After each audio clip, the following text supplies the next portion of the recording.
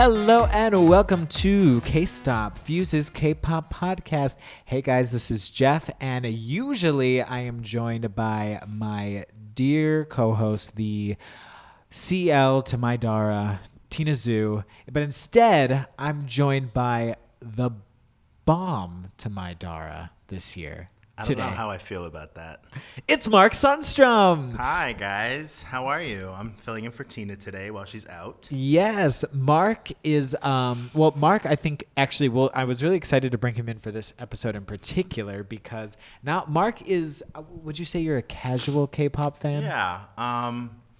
I know about K-pop more than the average American music fan, Yes. I would say. You're also a big J-pop fan. Oh, yeah. I used to be a huge J-pop fan when I was younger. Yeah. So Mark knows what's going on, and I thought the releases of this week, the topics we're talking about this week, will all cater sort of to his specialty. So I'm very excited, and also I think it'll be refreshing to hear a new person's perspective on this show. So thanks, Mark, for joining us. Yeah, I'm excited. Yeah, and Mark, we should have mentioned this earlier. He is a web producer at Fuse, senior web producer. Yep. On Tina's actual team. I'm actually on the same team as Tina, yes. Yeah, but, we all work together. But Mark and Tina literally sit a desk away from each other. So, and I'm right behind them, and I peek over at them all the time. But as you guys know, and as Mark knows, because he's a loyal K-Stop listener, you guys are as much of this show as we are. And last week, I really loved last week's episode in particular, because we got to not only talk about some pretty good releases in my opinion, but also got to talk about the things we're thankful about in K-pop as the year. And we have to give a quick shout out to @YellerVan on Twitter, Danielle Van Woeren, who wrote that she's thankful for #K-Stop for talking about all the things I want to hear about. And we are thankful for you, Danielle. Woo! So thank you for listening and being a great follower and friend and all those great things that come with being part of the K-Stop family.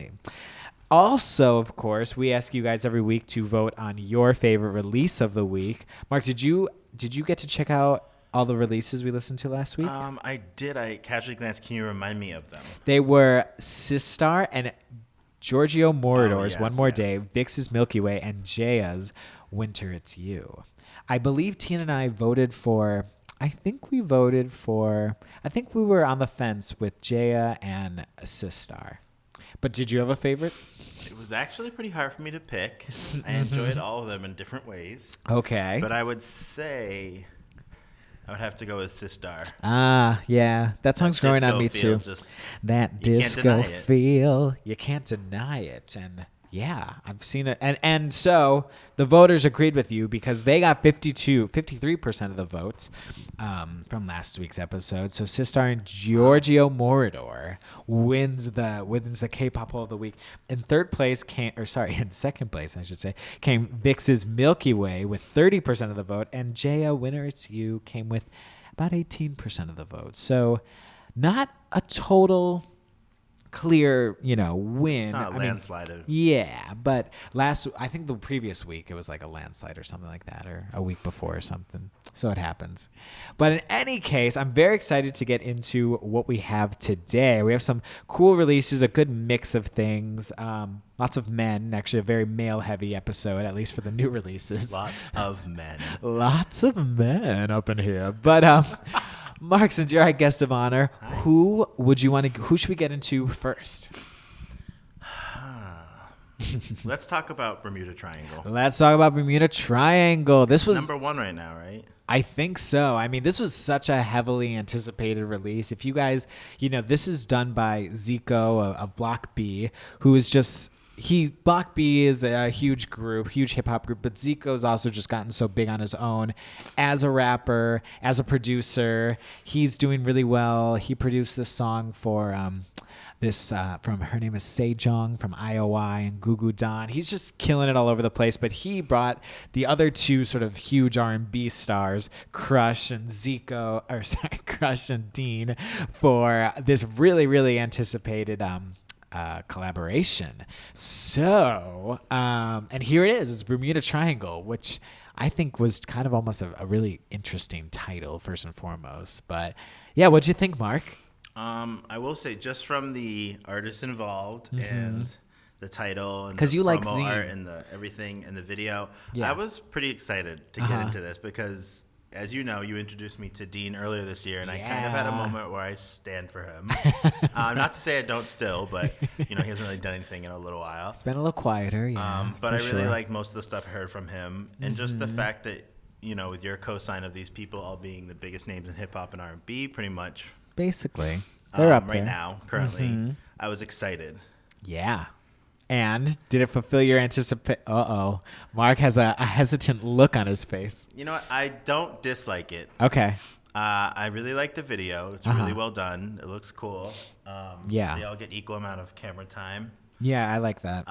The production of the song I really like. It actually reminds me of something on Rihanna's latest album, sort of a little bit. Oh, that's interesting. Okay. I see where you're coming from. But the only complaint I have is that I wish there was more singing and less rapping. I think a lot of people, I'll agree with you too. I really do like the production. I thought like, it's just, what it almost reminds me of actually, like the Rihanna thing is interesting, but it also reminds me of like when I remember like, this is really random, but do you remember Diddy Dirty Money? Of course. I mean, I really love Iconic that trio. right. But everyone was like, Diddy's, changing his sound and all these things. And they put out that Angels song, which was just like a very minimal hip hop song, very like, and I remember the production was just so minimal and it was cool and I ended up liking it, but it was not at all what I expected. And I feel like that's what they sort of did here is they did something really kind of unexpected and went more with this sort of aggressive hip hop sound that like, all those ominous synths and whatnot. It's very, I don't know. It's very like aggressive in its own Darker than way. what I was expecting. It's very dark, exactly. I was expecting something a little more romantic. Me too, or maybe a little more trippy or woozy, Right, or like, something like vibey. that. Yes, vibey is probably the word I was actually looking for. But yeah, it's yeah, and they kind of like it almost felt like they were kind of like trying to make a statement or something like. Oh, we're the top of the game. Don't mess with us. Yeah, it's like kind of hard to brag when you're singing. Right, exactly. So, like even Dean and Crush, who don't usually go with that sort of, aggressive sort of, they certainly have had those moments in past songs and stuff like that. I think even earlier this year, Tina and I were like talking about a Crush song that got really aggressive. I can't remember its name right now, but What was yeah. that Dean song? Not Sorry. Is that what it's called? Oh, yeah. With- I'm Not Sorry, With I think. Eric Bellinger. I really love that song, and that was like pretty like in your face, like Right. literally I'm not sorry, like kind of aggressive, and it was, to me, it was a good mix of the Yeah. singing and rapping or talk singing, however you want to describe it. Yeah, I mean that's the thing is that like it's not totally unexpected that these three together would go kind of so like aggressive and sort of this dynamic song, but I was almost a little taken aback because most recently, they're all most recent releases. Like Crush released a song called Fall that we talked about a couple episodes ago. That was just like this very autumnal ballad. Yeah. Zico's last release was that I Am You, You Are Me song or whatever it was Right. called. I was listening to those, prepping for this podcast. Oh my gosh, such and good. It's I such a was- good student. I was really into them, and I was like wondering, like, What why hap- didn't you bring a little bit of this kind of R&B flavor more into Bermuda Triangle? Yeah. And again, I'm not saying I don't like Bermuda Triangle. It's Right. a really awesome, dope song. Yeah. It's just not kind of exactly what I was expecting. Totally 100%. And that's what I'm sure we would be gushing over it if it was like this very like romantic or, vibey song, but maybe this is just them like wanting to keep it interesting and like trying to they do had something to get new. everyone's attention. Yeah. Do you foresee them collaborating all together on more things in the near future? Well, funny you should say that because if you all remember, we talked to Crush or Fuse talked to Crush at KCON New York when he performed there, and he said actually that he's been recording a lot with Zico and Dean, and he said we should anticipate some things with them in the future. So it sounds like it wasn't just a one-off track. Right. It sounds like So they've been kind of working together. That's probably also and part doing of why things. they went so hard and so hip hop on this first song. Is they're like, calm down. We'll give you the more R&B in the next collaboration. Right. We just need to come out with a bang right now. Yeah, we'll make they're making their statement piece right now, Right. and maybe there's more coming. And because I mean Bermuda Triangle. It's kind of like supposed to be a tumultuous, dangerous area, It's a cool mysterious. concept. It is a cool concept. I was very, very much into it when I heard about it. So I think they did their thing. Yeah, I think they're on a good path. yeah, It's you know, exciting for K-pop. I feel it like. is cool, and I will say it was kind of cool to see them kind of getting wild, for lack of a better word, in a church because Right. very religious country, very religious minded country, and there they are, kind of doing their thing in a church. So Christianity is pretty big in South Korea, right? oh, so big, yeah. I mean, you drive down the highway. I mean, when I went to Korea, and you just see huge crosses on the streets, and they didn't even know what really being Jewish or being kosher was when I went there. It was definitely an eye-opening experience for sure. So yeah, I think they did what they needed to do. They kind of, if anything, this is just, like you say, you saw they were on the, the real-time charts. They're like #1 right now. Yeah. Everyone's already obsessed with clearly it. enjoying it. Yeah. And, Even if it's just out of curiosity. yeah. So I think, they did what they had to do.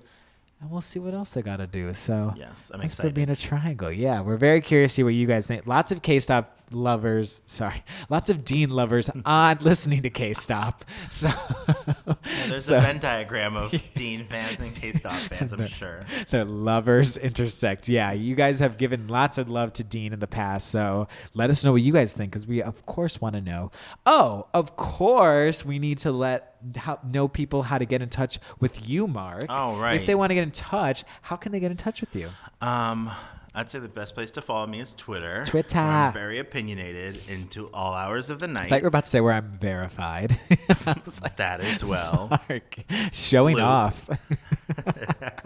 But My handle on Twitter is 106th, Yes. not the BET Countdown Show he is from not. yesteryear. He is not the BET Countdown Show. But I used to live on 106th Street in New York, and that's when I first joined Twitter in 2008, so it just stuck. Yeah, you see, unlike me, fun fact, my first Twitter handle was @musicbizstudent because I was a music business literal. major. I was very literal, and I took something part of my life and made it my Twitter handle, and it didn't stick, and now I'm stuck with 2 awkward underscores in between my name because my name's too unique. common. But yes, as you guys know, you can hit me up anytime. I'm Jeff__Benjamin. Of course, don't forget about our dear Tina. You can hit her up at Hey Tina with 3 A's, or hit us up with the hashtag KSOP. Leave a comment on Fuse.tv. We have a playlist of all the music you'll hear about this episode on Fuse.tv, where you can also vote for your favorite release of the week. We're everywhere, people, so get in touch with me and Mark. All right, who's next on your list, Mark? Who do you want to hit up next? Let's talk about, is it B1A4? Is that how you... Oh, it is B1A4. Just making sure. Yes. A lie. The a boy- lie. A lie. One a singular lie. One singular lie from B1A4. The sort of... Well, B1A4 is they're a really interesting group to me because I think I really always liked them a lot, and they've tried out a lot of different sounds. They're very known for producing and writing and composing almost basically all their material. Oh, wow. I was looking even back at their past releases because I thought I wasn't even sure how much they wrote and stuff like this, but they write almost all their singles and compose that. So they're very much kind of a group for themselves. And they're here now with this new release. They've been gone for 15 months, but they're back I with thought you were about to say 15 years. I'm like, they've damn, been where have I gone been? for 15 years, 84 years. Now, they're here with A Lie, the lead single of their third full-length album called Good Timing. How'd you feel about this one? When it first started off, I wasn't sure if I would love it. I was like, this is not, this is fine. This is kind of, Yeah. I was like, this is just going to be kind of a generic pop song. But Sure. as I kept listening, Uh-huh. I really, grew to enjoy it. Ooh. There were some twists and turns in the song that I wasn't expecting. Uh-huh. just like production switch ups, like beat switch ups, like instrument switch ups, vocal arrangement switch ups. Oh my gosh, 100%. Yeah, That's and exactly why I'm really impressed. enjoyed that. Yeah. Well, that was my thing too, is that like I was listening to it and I'm like, okay, you know, you kind of hear those opening notes. It kind of feels very Coldplay, very like, you know where this is going. Okay, I've heard this sort of sound before as rock pop, you know. But then at the chorus in particular, it kind of switches things up. And like, I really liked what I was hearing in the verses. It was, you know, not to say that sound I was describing earlier was bad. You know, it's kind of four on the floor beat, you know, with the rock pop sound. It was, you know, it was nice and stuff. But then it kind of evolves into like this. It has like snares and kind of some hip hop chants and like all these synthesizers get thrown in, and I'm like, oh, this is not even the same song as before, but it's so nice and I'm still loving it just as much as before. So I really appreciate it. Yeah. And it does some interesting things there, and like, you know, and then we get right into, after that first chorus at least, it goes right into the hip hop section, the rap section, and I think they sound really good on there. That's Barrow on the rap section, and I always loved his low timbre and all those things. And yeah, I'm just really kind of impressed by it all Correct me if I'm wrong. Yes. Because I listened to this last night. Yes. Was there a lot of harmonization in the vocals, or am I imagining that? You know what? It's so tricky to exactly tell, because I'm not sure if they performed it yet, or I haven't seen the live performances if they have yet.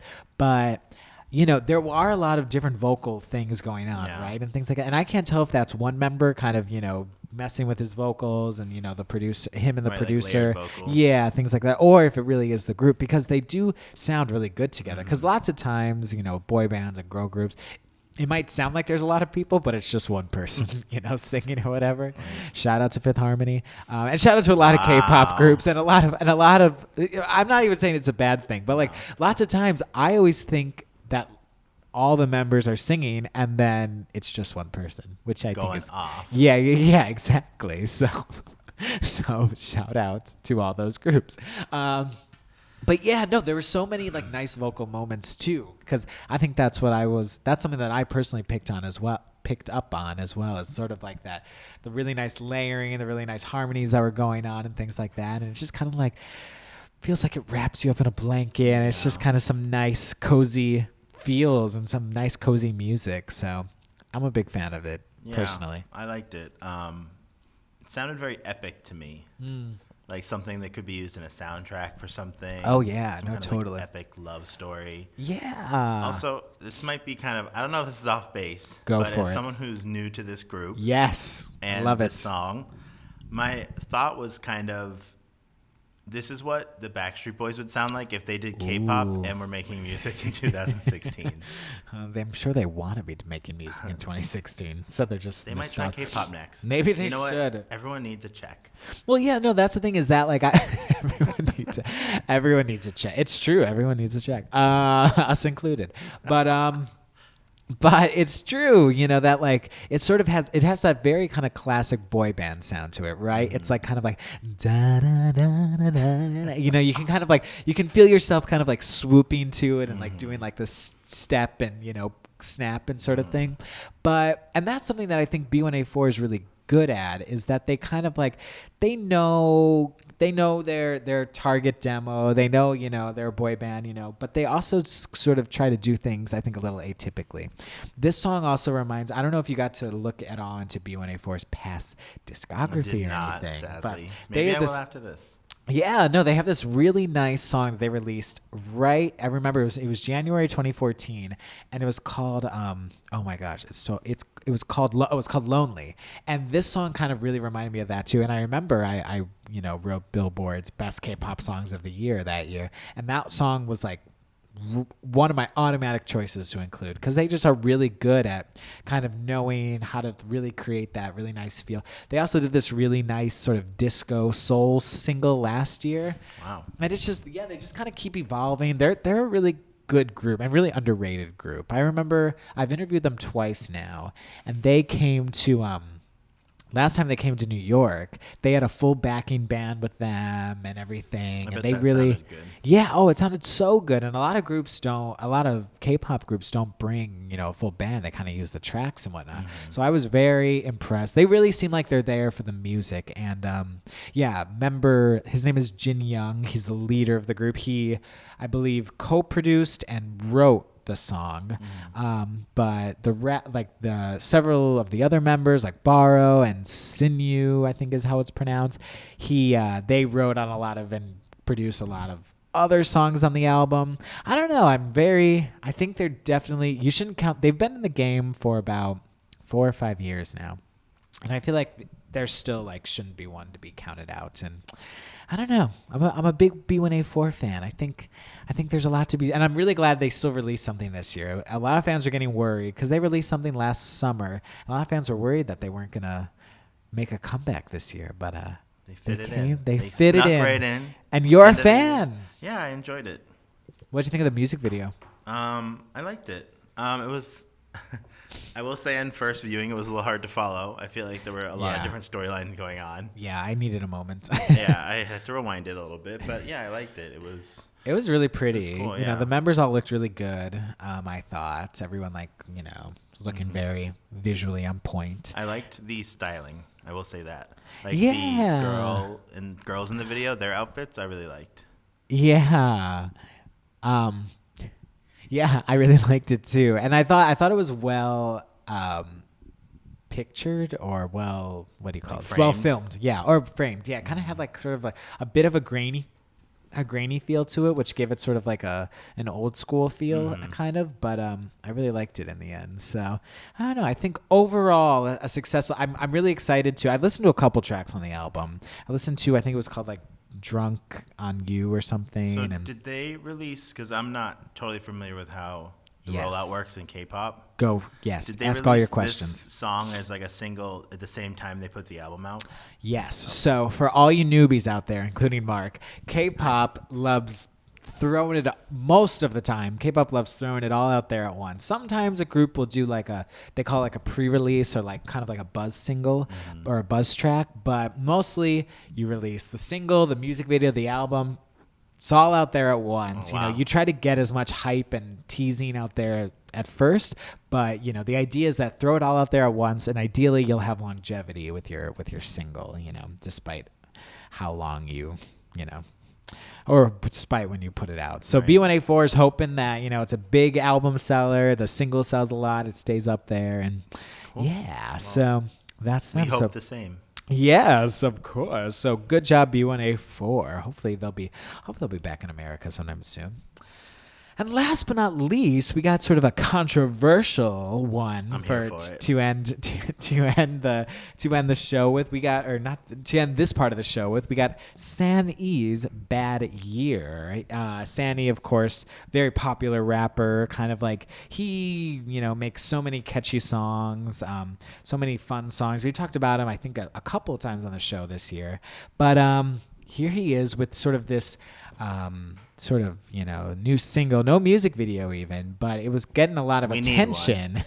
We do, because a lot of people are saying, I think a lot of people in this room in particular would agree that 2016 was not our best year, or not the best year, but not by far, at least certainly not my most prolific year. But San-E is sort of picking up on those sentiments, but also it sort of has a double meaning. Double entendre, if you will. Yes, because some people are saying, sort of the controversy about this, and we got to kind of do a little history lesson here, is that, some people are saying that, this is sort of a track that might, some people are saying it's dissing Park Geun-hye, who is the president of South Korea right now, who is embroiled in a bit of a controversy right now. She's sort of under fire for having, insiders and people sharing, secret information with people, and, having those insiders and people, who are her friends, or people who shouldn't be involved in government are basically sort of maybe the people whispering in her ears, and she's getting a lot of controversy for this. And a lot of people are saying she should step down, including actually volunteered to step down. She this week. did. Yes, you're right. That is the latest update. She crazy. did. She is sort of looking to the government and, to say, what do you want me to do? Some K-pop stars have even kind of come out and protested against her. I remember seeing Yenny from Wonder Girls took to the streets with other people to protest her. But but San E has so the alleged sort of thing going around is that he's talking about her in this new song, and sort of what I sort of understand, for not understanding all the sort of nuances of the language and sort of what he's saying, but from what I understand, bad year, the word bad year in Korean is sort of works in the same way, can also mean a bitch, and some people were saying that is referring to the president because, there's things like promises being broken and, which is people are saying is about the president's breaking promises to the citizens of Korea. And aren't there even lyrics about like marionette and puppeteering? Yes. Which is what, that's the other the thing. symbol that it seems a lot of the protesters in South Korea are using Yes. to say like the president is a puppet for this person who's her friend who's not in government. Right. Or a couple people. Exactly. Right. So in some parts it's not that subtle, I don't think. Yeah. Well, we all got to go allegedly, right? Because I guess the official Reportedly. statement was from Sani is that, it's open to interpretation, or you can interpret, he just wanted to put out a good song. I'm going to tell you how I interpret it. No, I'm just kidding.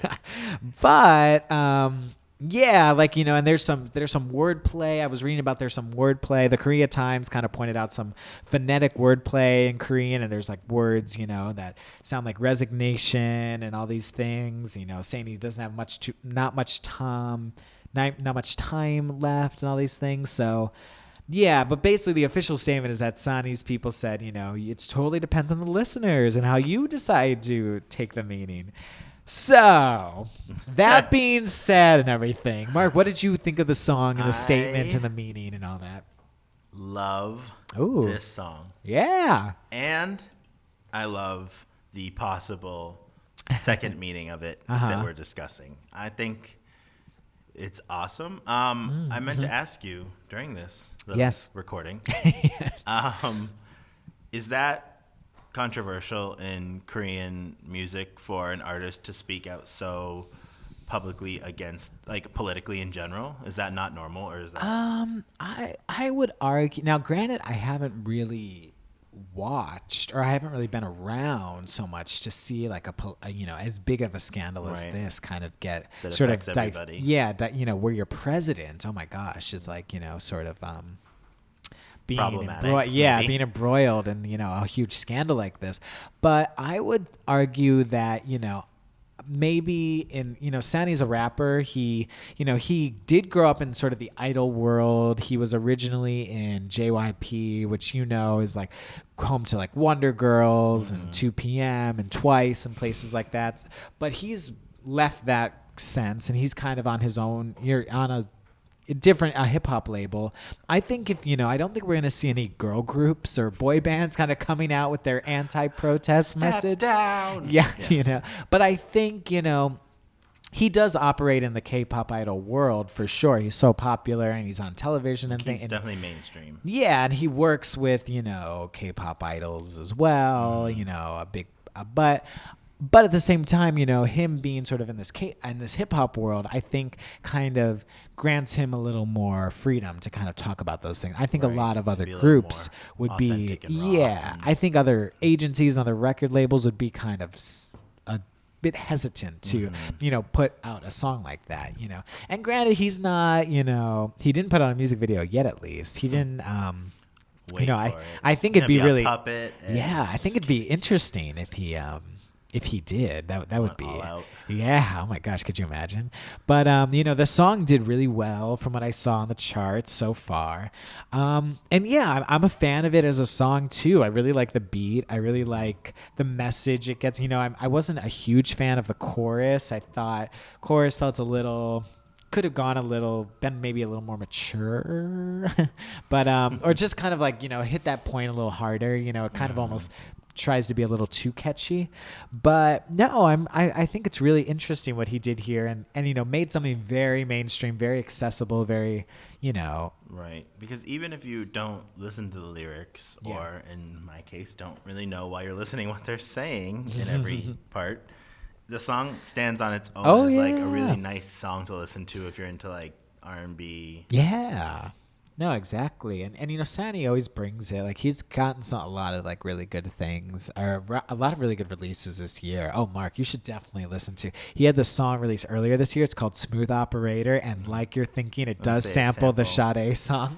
I think you actually did try to get me to listen to that. Oh, did I? Oh, and I may have, but I may not remember. But okay, maybe you give did. it another try. It was definitely like really early in the year, so no worries if you don't remember. But I love that song, one of my favorite songs of the year. But yeah, I think he just really brought it. And I think it's really interesting, and I would love to see more kind of K-pop idols or K-pop stars kind of bringing, you know, some more messages. You know, I mean, it all kind of depends how you feel about the situation, and you know, I guess seems like with this controversy, I mean, I could be wrong, and correct me if I am on Twitter, y'all, but it seems like most people are kind of on the same side of this as far as like that it's possibly problematic in the least, and very problematic in the worst. Yeah. So it doesn't seem like there's going to be much pushback on. That's a good point. Yeah. It'd be one thing if it was sort of like, you know, a much more sort of hotter topic, because it does sort of seem like, at least, you know, in like the mainstream, it sort of seems like the thing to say is for her to step down. I've been seeing those protest videos of what looks like millions of people. Oh yeah, you sent me some. I remember. It's crazy. Yeah, it really is crazy. But in a good way. I feel like it's awesome to see people caring so much about their country. And yeah. Oh my gosh, totally. And then, you know, at the same time too,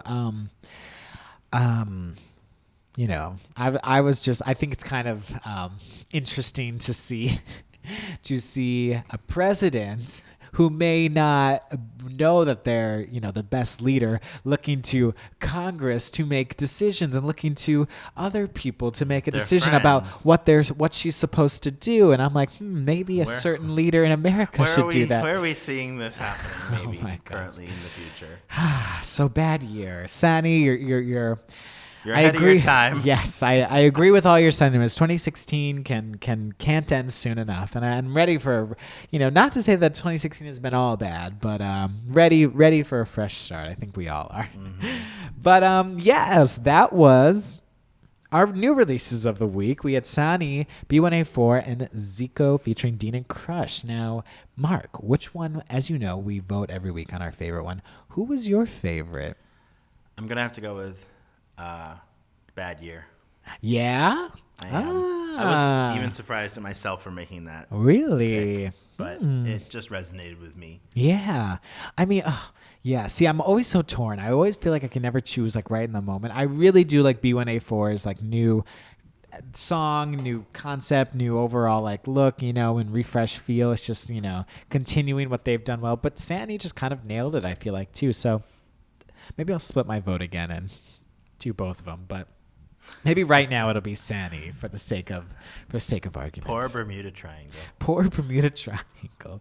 Well, I feel like the charts don't lie. They're doing just fine. Hey, we say one thing, people are spending their money and saying a different thing. So yes, of course, let us know what you guys think of our new releases, and be sure to vote on Views.tv and hit markup with your favorites. All right, and now let's get into some charts where we look at the top 5 songs, K-pop songs on US iTunes right now. So coming in at number 5, and this song just won't go away. It is Twice with TT. I'm like TT. Did you listen to that song ever? I listened to it before this when I was glancing at the charts. Glance at the chart. Oh, yeah. It's catchy, right? Do you like it? Okay. It's I don't dislike it, but it's just not my personal style. It's a little. That's fair. For me personally, it's a little too poppy. Yeah. Well, that's fair. That's just because I like more R&B and hip hop. It's true. Yeah. But Twice, they're the girl group to beat right now. Even though coming at number 4 is Blackpink playing with Fire. Now, did you ever listen to Blackpink? Because I swear I you sensed would a little love that. shade in that forming of that question, because I know you've been trying to get me to listen to them for weeks now. I think you'll like them. I didn't, but I That's did okay. for this podcast listen to this song because it was charting. Mm-hmm. It has a nice bop to it. I don't dislike it. It's a bop. I like it more than the Twice song. Yeah. Yeah, it's cute. I like the theme of Playing with Fire, and I like their vocals on it. Yeah, they're the same company as 21, who we'll get to soon enough. Don't worry. A lot of feelings. Lots of feelings. Number 3, there's B1A4 with A Lie. So they're getting a pretty good reaction. Number 2 is Just Because. That's Bake Ayon and featuring JB of Got7. This, I think, just got released. This is a new Christmas single from Bake Ayon. She's like a ballad singer, and Got7 is so popular. And she's pretty popular herself, not to mention. So is she a solo artist, or is she's she from a solo a group? Artist. Yeah. So she's doing quite well. Happy to see a good response for her. Yeah, Tina and I are big today, fans. Yeah, I think so. It's already doing quite well.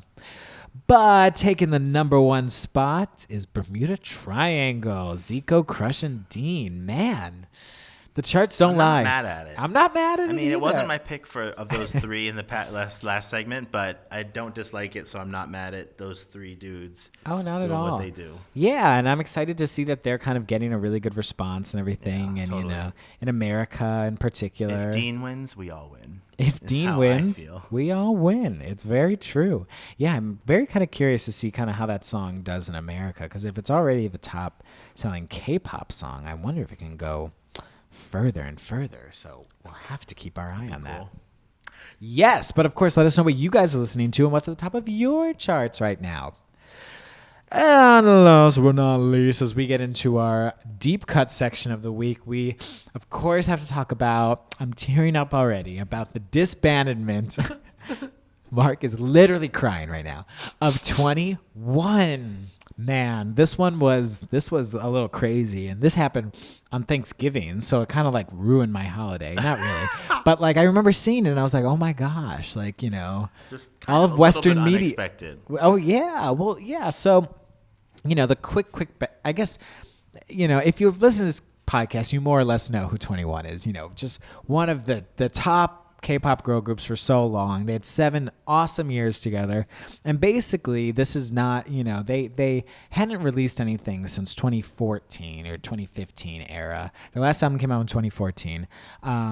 You know, and they've more or less been kind of quiet. And then, you know, earlier this year, Minzy, the original member and youngest member, she left the group. And, you know, but, you know, YG Entertainment, their record label said, you know, don't worry, they're continuing as a 3. In fact, they're preparing something for the summer. But that didn't happen. And fast forward to November, and we kind of get this unexpected note that, yeah, like 21 is disbanded. And, you know, after talking with the members and everything, they decided that they were going to disband. I actually have a question about that. Yes. So Mark. I was reading one of their notes about it. Who posted on Instagram? Dara? I think they both did. But yeah, Dara also posted on Instagram. Yeah. Correct me if I'm wrong once again, because I could be. Newbie here. Yes. Don't hate. It sounds like, did the label make the decision? Well, to be like, y'all are done.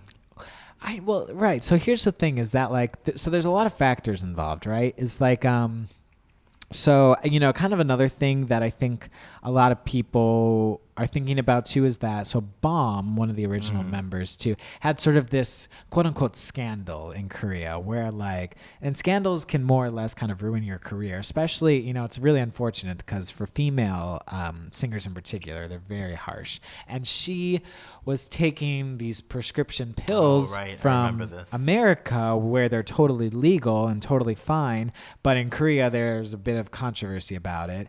And, you know, I think it was for anxiety or something, nerves or something like that. Something, you know, it's not like she was popping them to pop them. You know, and you know, Korea has different takes on all those kind of things. But basically, you know, they kind of kept her quiet for a while. They kind of kept her out of hiding. But a lot of people don't think it was handled very well because she almost just kind of, they didn't give her any chance to redeem herself. Right. She just They sort of kind of stayed. told her to shut up. Yeah, and they took quiet. her off the TV show she was on and things Wow. like that. So, It's kind of a rash decision. it was very rash. So, and a lot of people were thinking that, this was just a convenient excuse to sort of cover up. So there's a lot of sort of conflicting feelings and things like that. But, what it comes down to is that I think ultimately, the business and, will say one thing and the members will probably say something else. But, I think it all kind of depends if everyone's on that same page together. And, when you're, 4 in K-pop is already sort of small for K-pop, and going down to 3 is probably even trickier. Right. But, there's a lot of things going on. CL kind of has her U.S. career going on. Feels like that's kind of what she's been focusing on for the last year or two anyways. Right. And we'll get to that in a second too. But then, Bomb kind of has been in hiding for a little bit. And, maybe they sort of just decided that, hey, where do we go from here? There's a little too much. We're going a little too much against the grain here. Maybe we should just call it a day. And on a which is relatively high note. I guess. I mean, to me Before personally, it gets worse. I don't know.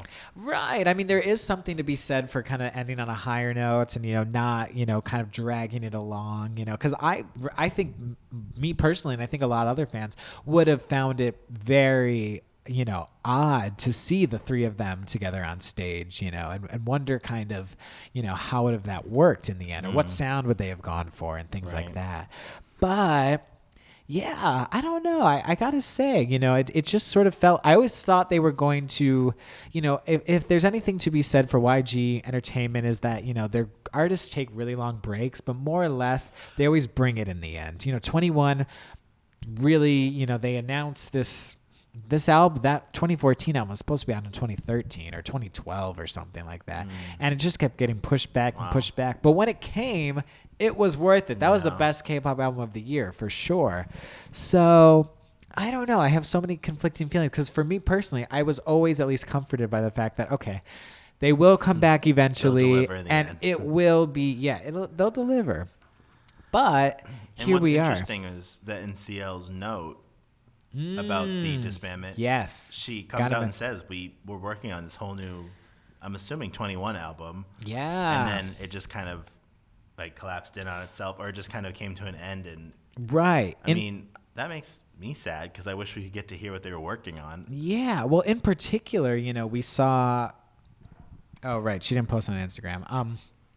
You're right, because she did say, I thought this was kind of interesting because she did say, she wrote even, quote, I left everything behind and was in Korea all summer working on our album, but it fell apart, ... tough times, ...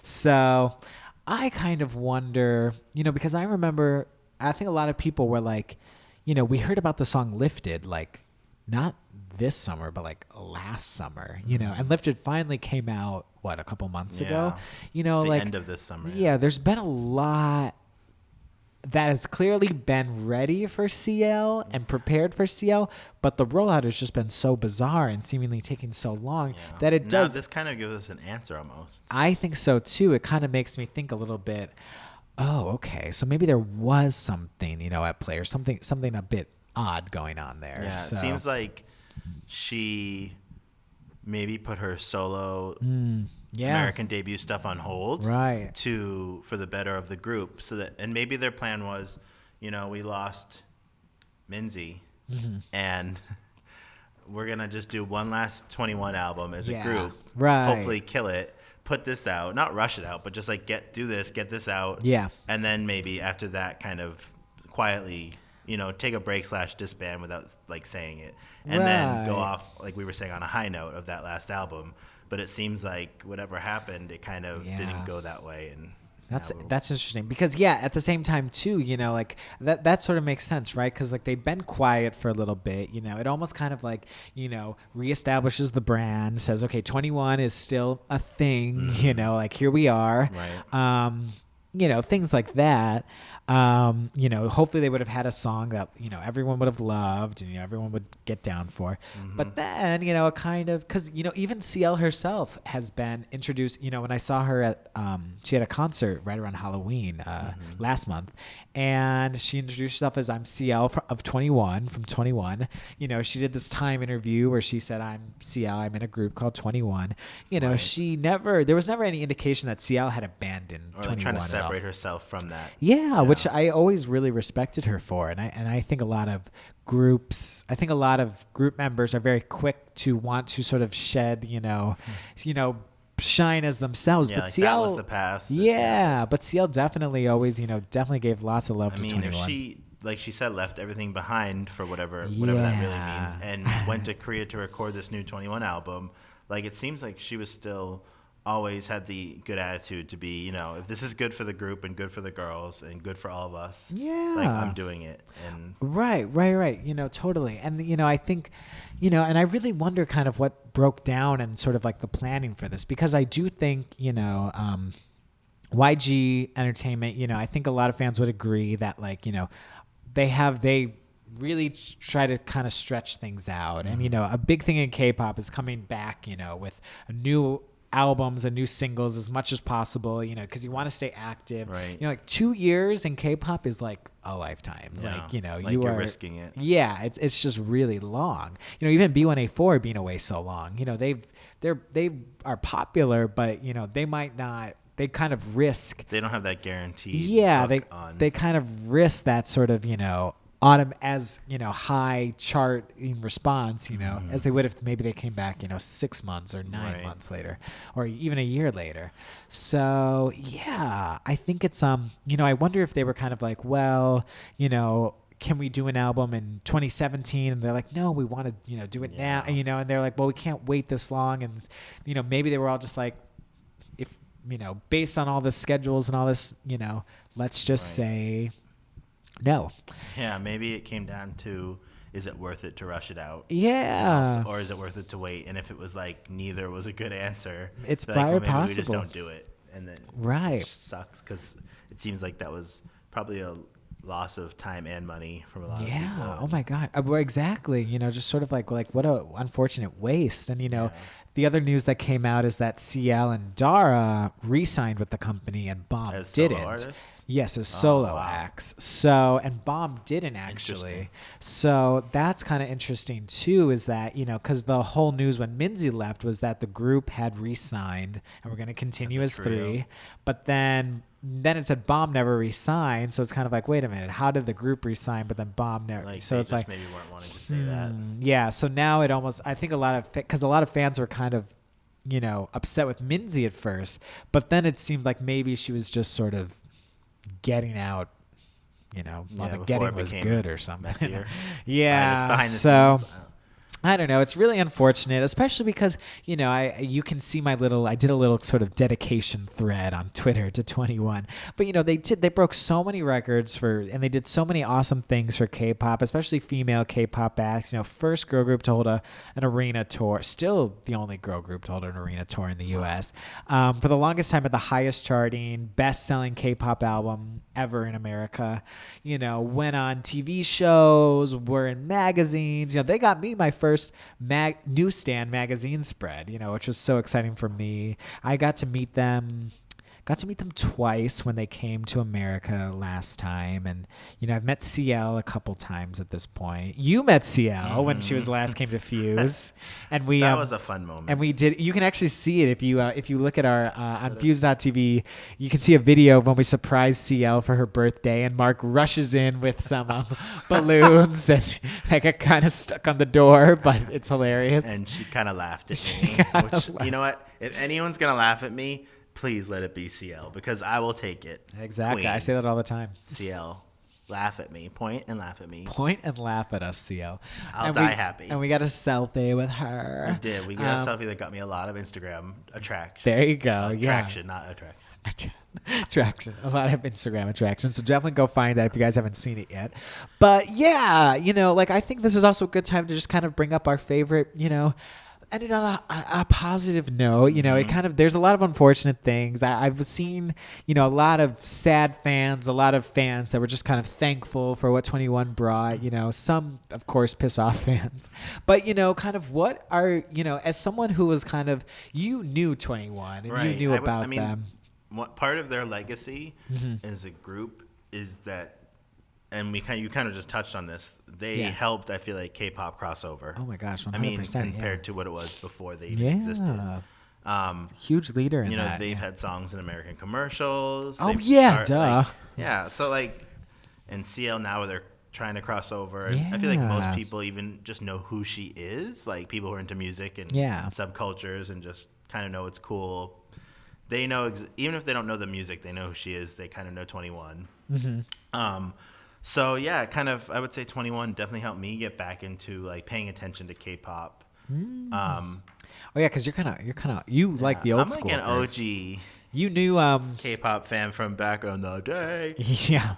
Well, what did you tell me earlier that you thought was so interesting about? Well, what first got me into K-pop back when I was in high school, which was, now I'm gonna age myself. It's fine. We're all like the friends early, here. I would say like the early 2000s is when I was in high school, and that was right after the time HOT and SES, which you know they're iconic K-pop groups. Like no one's gonna do what those groups did. Yeah. Sales wise, because people don't really buy music the same way anymore. And so that's what got me into K-pop originally, was those groups. HOT, SES. And it's just interesting to me that now, I just saw last night while I was prepping for this, I'm going to blow you away with my knowledge, SES is coming back. They are. I honestly didn't think that would ever happen.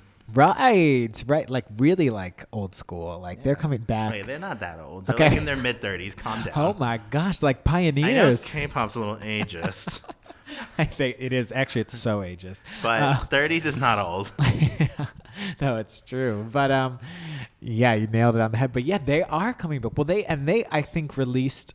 They're about to release or are going to release a new single to kind of warm everyone up for their album, comeback album. Remake of their iconic single "Love" from the '90s, and it's called "Love," and then in brackets "Story." Again. Story. Yeah, so it's kind of like a remake. I'm really digging it.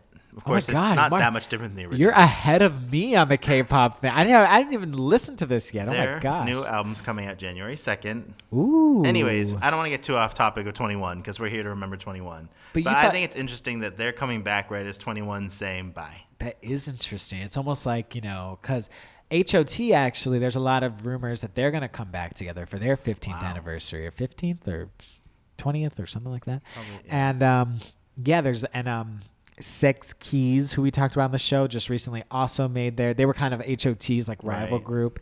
They're making a comeback right now. It's kind of like, if this is going to sound so sad, but if 21 and Girls' Generation and Big Bang and Wonder Girls kind of represent sort of the second generation, and HOT and SES and all them were the first generation. Baby Box. Damn, boy, you know I'm everything. Throwing names. You are throwing names, indeed. And blowing up brains. You are blowing my brain right now. It's they're all kind of making their way back into the world. I mean, that 90s nostalgia thing, it's big. It's so true. I wasn't sure if it was big in Korea, but it totally is. So this is fascinating. We'll see how they do.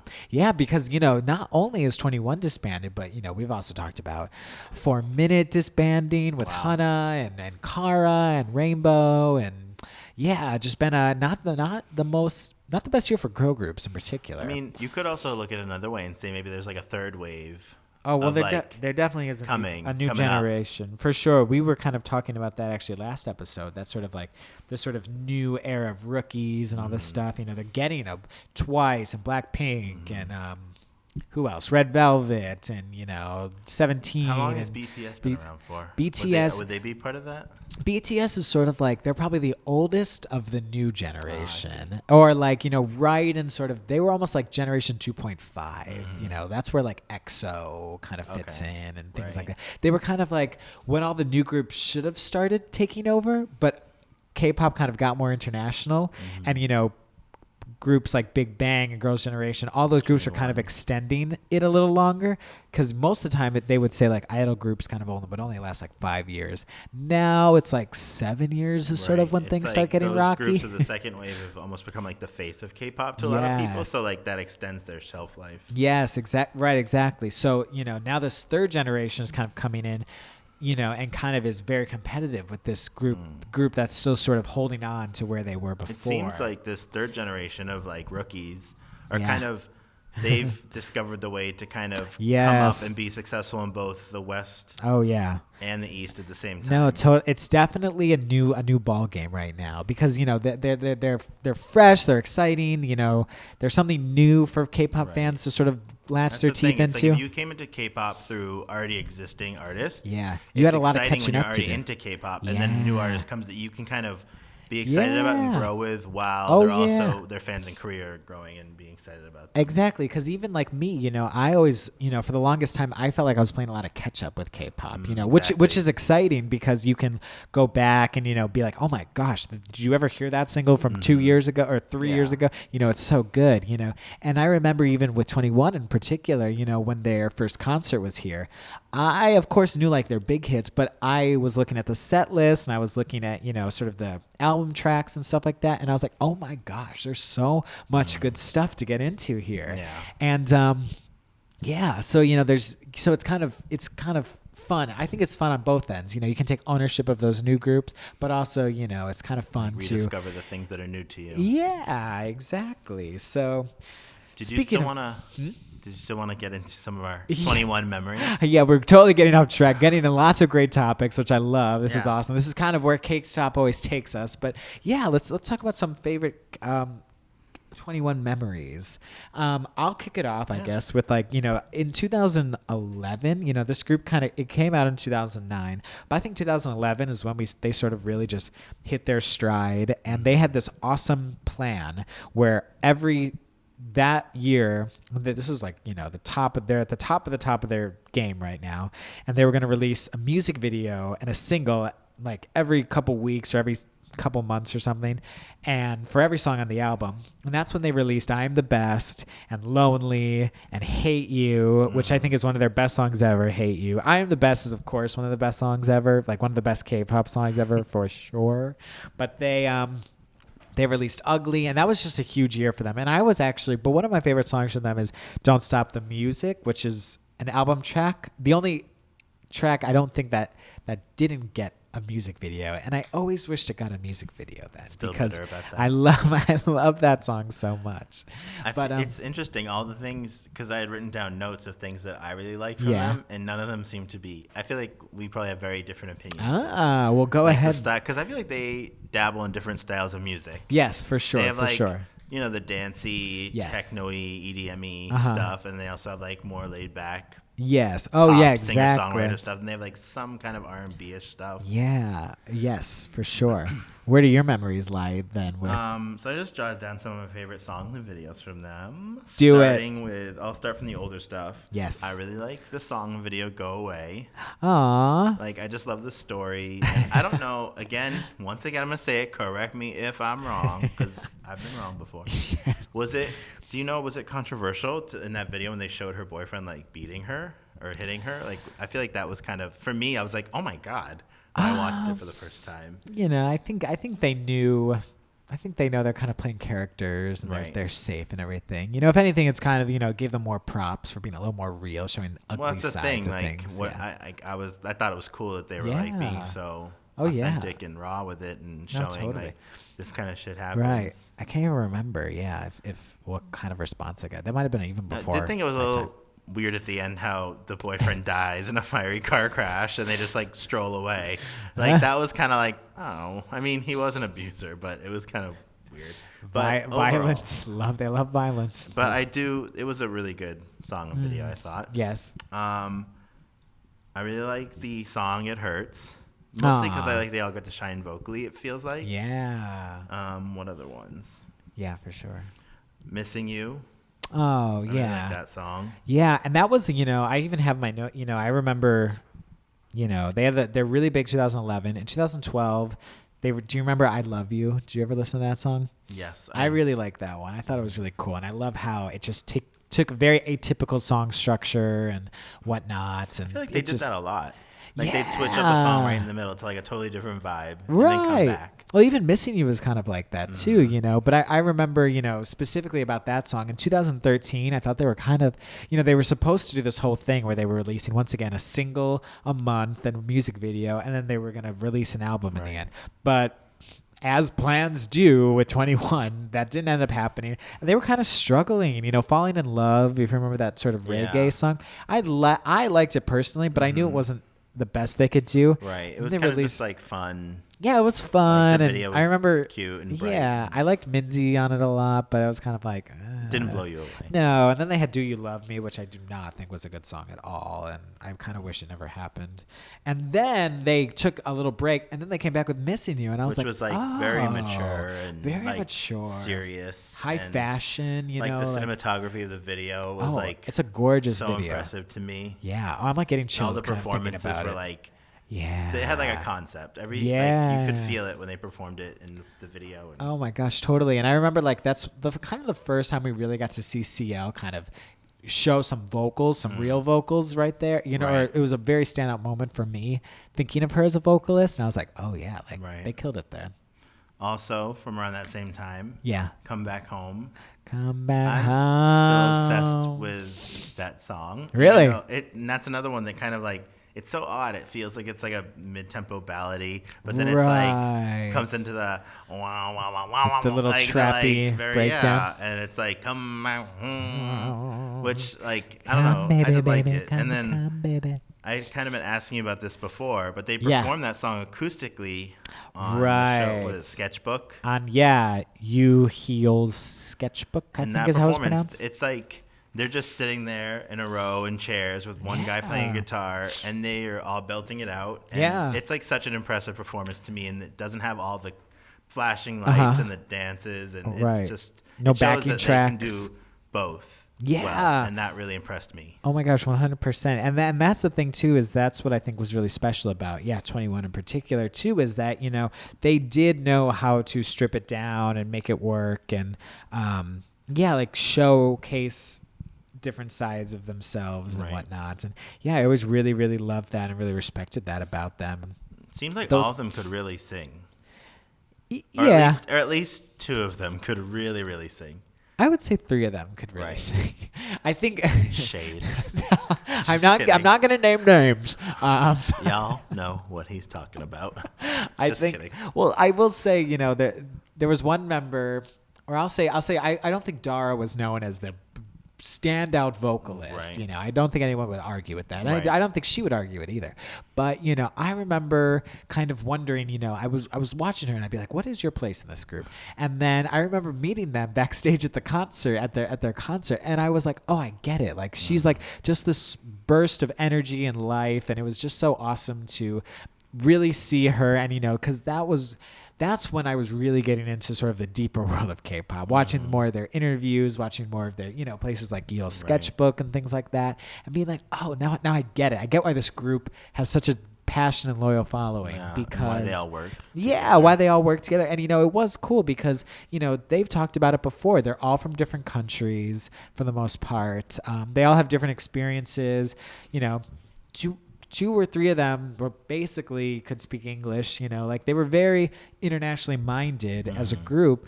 And, you know, they kind of still worked though as a cohesive unit, which I think was always so special and awesome about them. Like, I would say it's easy.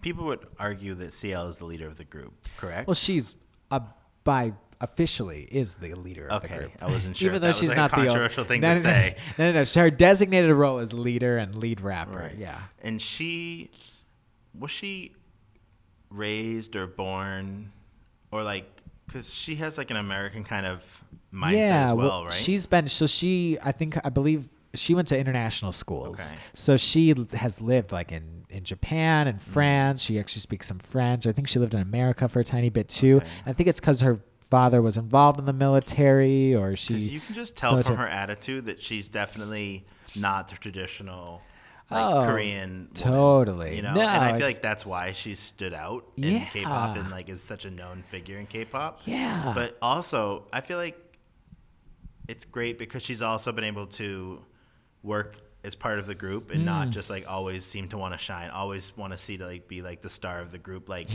she'll do what's best for the group, and not just be like it's all about me. I want to be solo one day, Right. which is like kind of a hard thing to balance. I feel like. Oh, totally. And she's done it really well. No, I think so. I think so too. Yeah, you know, like sometimes, you know, there were some, you know, I think a lot of fans had like some tricky moments when CL would get, you know, extra shine at certain moments or whatnot. But, you know, she was the leader, so that tends to happen. But yeah, I think for the most part, you know, there's a pretty good balancing act. And, you know, I think, you know, if anything, it kind of comes down to the company to also make sure that all the members had, you know, other projects to shine and whatnot. And, you know, I think that's why a lot of fans also thought Minzy left earlier than the other girls because she wasn't getting those same opportunities, you know, probably because she was younger and, you know, her thing was dance and it's tougher to showcase a dancer. But yeah, so I definitely see both sides. But yeah, I don't know. 21, they just, yeah, I mean, like I was saying before, that Crush album that they ended on was just such a great piece of, you know, I still think MTBD, that was CL's solo song on that album, like that should have been like her lead single in my opinion. Like that should be, or that they should re-record it in English or something, and that should be her English single because it's just so good. And that video, she released a video for it? Did she not? I didn't think so. I'm thinking about The Baddest Female. Oh, Baddest Female. That's an incredible video, Sorry, too. My bad. It's okay, Mark. It's An okay. hour in and I mess up everything. Wow. No, you've done pretty well, actually. But, yeah, kind of overall, what are your final thoughts on 21? You know, their legacy is set in stone. For sure. Like for nothing, you know, even if it ended on a strange, unexpected, maybe somewhat suspicious, unideal, messy note. messy. No, I'm just being dramatic Suspicious, now. messy. I feel like it doesn't matter because their legacy as a group will kind of outshine that in the long run. People are going to remember all the great stuff they did. That's a good way. I'll agree with that too. You know, and yeah, exactly. And their legacy is ultimately undeniable, and I think it will live on in what we see in the future of K-pop. And because it wasn't messy as far as the group members don't have beef or anything, it doesn't seem like. Right. They all did thank like, one another. Yeah, I feel like we could see them easily do like impromptu like reunions on stage or like collaborations or just kind of like in like 10 years. Yeah. Like SES. Well, yeah. So like I don't feel like it's like necessarily the end all be all of 21 never existing again as far as like I'll agree they with won't that. do anything together or they won't talk or I feel like it's kind of just like the label putting like a closing the door and saying, you know, don't expect another album. 21, the brand might be, you know, closed for now, but, you know, 21 will live on. It's forever. Yes. 21 is for anyone forever. And I'm excited to see what they all do. Yeah. Now that they are totally not having to feel so obligated to the group. Yeah, and I feel hopeful for them. Yeah, I do. I mean, they're all still young, Yeah. very talented. They have a lot going for them. They have a reputation, so. Exactly. So let us know what your guys' best 21 memories are. Do you have any takes on what happened? Any hot takes? Any theories? Let us know for sure. We're very interested to talk about it. I'm sure Tina will have a lot of thoughts as well. I can't wait to hear Tina's thoughts next week. I feel actually bad that she wasn't here to talk about 21 this week, but I know you'll let her talk. Maybe. If she's lucky, I'll let her talk. Wow. But yes. Tina, girl, I got you. But yes, as always, thank you guys so much for listening. Mark, so awesome to have you thank here. You for having me. It last was time, let everyone know where they can hit you up at. Oh yeah, on Twitter, 106 at 106th. He's on Instagram. Same handle on Instagram. Snapchat. 106.com is my Tumblr. Oh, it is? I didn't know that. Okay, awesome. Famous for my GIFs that I make. Yes, look for him on Fuse.tv and everywhere else you might want to find 106. So thank you guys, as always. Leave comments, hit us up anytime, and we'll talk to you next week. Thanks, Jeff. Thanks, Mark, and thank you guys. See you next week. Bye. Bye-bye.